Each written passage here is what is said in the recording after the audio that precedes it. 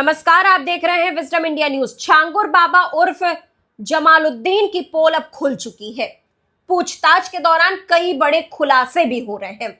छांगुर के धर्मांतरण रैकेट को लेकर तो काफी कुछ पता चला ही है। इसके अलावा उसके फंडिंग नेटवर्क को लेकर भी रोज नए खुलासे हो रहे हैं।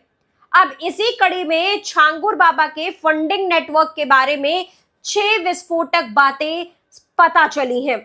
ये बातें बताने के लिए काफी अहम है कि किस तरह से अलग अलग खातों में पैसे डालकर जांच एजेंसियों को भी चकमा देने का काम हो रहा था।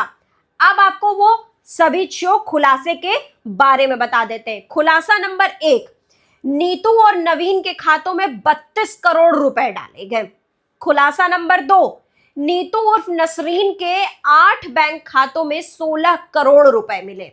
खुलासा नंबर 3, नवीन उर्फ जलाउद्दीन के खातों में 18 करोड़ जमा हुए।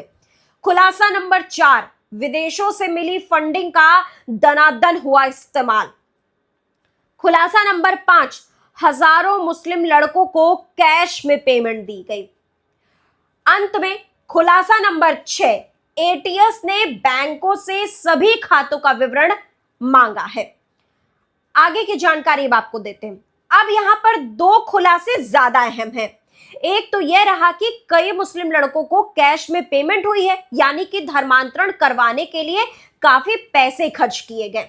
इसके ऊपर दूसरी अहम बात यह है कि अलग अलग खातों में पैसे जमा करवाए गए।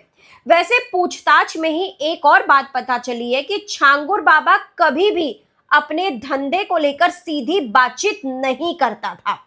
उसने कई सारे कोड वर्ड्स रखे थे, उन्हीं का इस्तेमाल कर वो अपने इस रैकेट को आसानी से चला रहा था।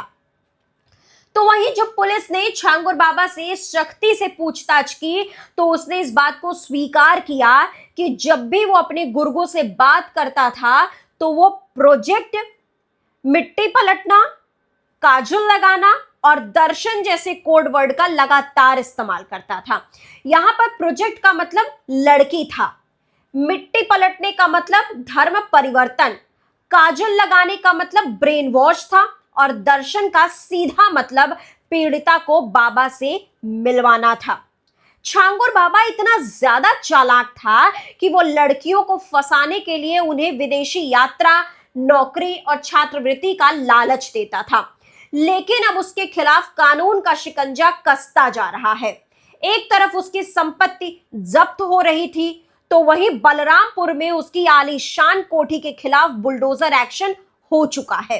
अब एक तरफ जांच एजेंसी का एक्शन जारी है तो वहीं दूसरी तरफ अब पीड़ित लोग भी सामने आ रहे हैं। ऐसे ही एक पीड़िता ने इस बाबा को लेकर बड़ी जानकारी दी है।